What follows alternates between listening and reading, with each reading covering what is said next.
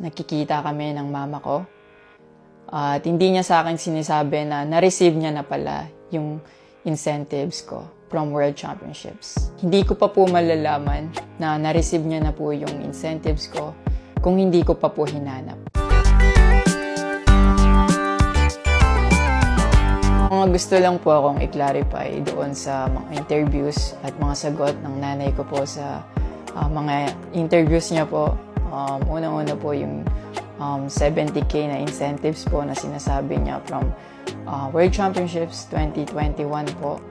Unang-una po 2022 po yun.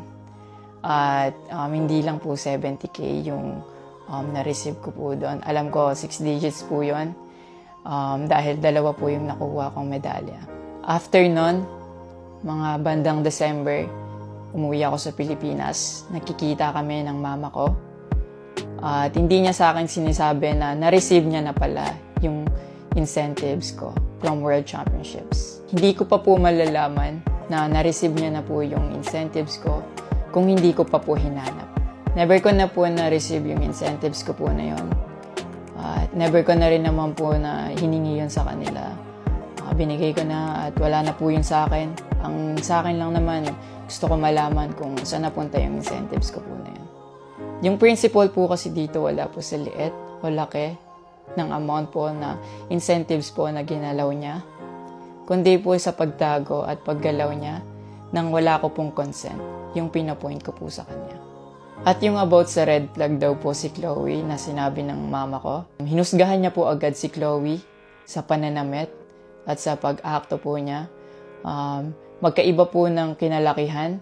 Unang-una, lumaki si Chloe sa Australia at ayun yung nakagisnay niyang culture. At ibang-iba po talaga sa Pilipinas kung paano tayo gumalaw, magsalita o manamit po. At yung about po sa yung mauubos po yung anak ko, nasabi po ng mama ko. Unang-una po si Chloe po may sarili po siyang income. Lahat po ng nakikita niyong gamit o yung pag-travel niya kung saan-saan po. Galing po yun sa pinagpaguran niya po. At bakit naman po ako mag-post? Kaya nga po nang sinabi ko, si Chloe po may sarili po siyang income. And lahat po ng bank account ko po nasa mama ko po. At may mga instances po talaga na si Chloe po yung sumasagot sa akin dati. Bukod sa incentives po, nasa kanya din kasi yung bank account ko sa monthly allowances sa pag-gymnastics ko.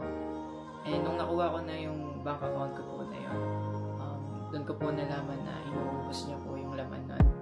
And nasa akin po yung mga bank statement ng withdrawal po na ginagawa niya po. Sabi niya po nagsimula daw yung hindi namin pagkakaintindihan dahil kay Chloe daw po. Opo, totoo po yun. Dahil ever since unang-una pa lang, ayaw niya na kay Chloe kahit hindi niya pa po nakikita or nakikilala in person. And mas nagkalabuan po kami nung naglagay po ako ng boundaries sa relationship ko. Kasi pinaglaban ko po si Chloe dahil gusto ko po siya. Yung about sa training camp na kinikwento niya na si Chloe dapat wala na daw doon, sabi ng former coach ko pagdating nung dalawang magte-training camp doon. Usually, kapag magte-training camp kami, palaging naka-hotel. And miscommunicated yon na doon pala sila sa akin na mag-i-stay. Hindi rin totoo na pagpunta nila doon, nung dalawang bata, dapat wala na si Chloe kasi sabay-sabay silang pumunta doon. Actually, nagulat pa yung former coach ko kasi nandun si Chloe. Minelcome naman namin sila talaga. Nag-prepare kami para sa kanila. So, hindi ko alam kung bakit ganun yung mga sinasabi niya. At yung sinasabi niya po na yung dalawang bata po dahil si Chloe andun, yung nakabalandra daw yung puwet po. Bilang nakakatandang kapatid po, bilang boyfriend ni Chloe po, at bilang ate at kuya po, kami po aalagaan po namin sila. Hindi namin po gagawin yung mga iniisip niya na gano'n. Ang dumi niya mag-isip at hindi appropriate yon para sa akin at disrespectful yon actually sa akin and kay Chloe po. And yung sinasabi niya na so dapat wala daw pong outsider or guest po doon sa apartment ko po. Di din po yung totoo kasi wala naman pong naka-indicate or nakalagay sa contract na bawal yung guest or outsiders sa loob po ng apartment po. And actually, invited po si Chloe ng former coach ko from Japan nung SEA Games pa lang po sa Vietnam. So, sinabihan kami na invite mo na lang si Chloe sa Japan and doon kayo mag-hangout. Sabi niya pa na feeling niya daw nilalayo ako ni Chloe sa kanila. Unang-una po yun, months before nun, kasi uuwi ako parang 3 days yun. Sinabihan ko na sila na mag-i-spend time ako kay Chloe. Nagpunta kami sa Baguio. Sinama ko si Chloe. Nag-spend time kami. Nakikipaghalubilo naman po kami. Hindi naman ako nilalayo ni Chloe. Actually, pumunta pa kami sa Pangasinan. Like, po kami doon. Parang meet and greet. Yeah. Tapos after nun, nagpunta tayo ng Baguio. And then, ikaw pa nga nag-aya na yung sa bike. Yeah, because we didn't tayo. know what to do after nung kumain. Because they were like, oh, what do we do? I was like, oh, let's go sa Burnham Park. Yeah. So that we can take the little kids to go biking. Yeah. So I'll just attach a screenshot of me saying sorry at that time if they felt left out when we were all hanging out sa Baguio. So you guys can just pause and read. Actually, nagkita po yung mama ko and yung family ni Chloe twice po.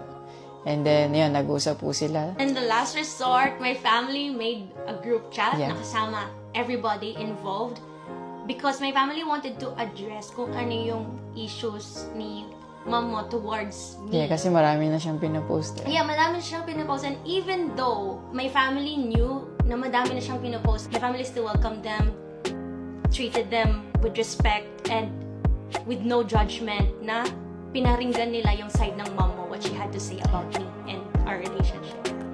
And then, after the group chat, she left. Yeah. Your mom left. And wala siyang narinig anything from my family. May recent interview po kayo na kinakongratulate niyo po ako. Kung genuine po talaga kayo, maraming salamat po. Ina-acknowledge ko po yung pagka-congratulate niyo sa akin.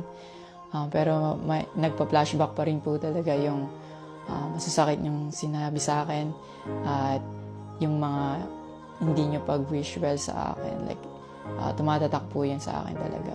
Ang message ko po sa inyo na mag-heal kayo, mag-move on, at napatawad ko na kayo long time ago po. Pinagpe-pray ko na maging safe kayo palagi at nasa maayos kayong kalagayan dyan lahat.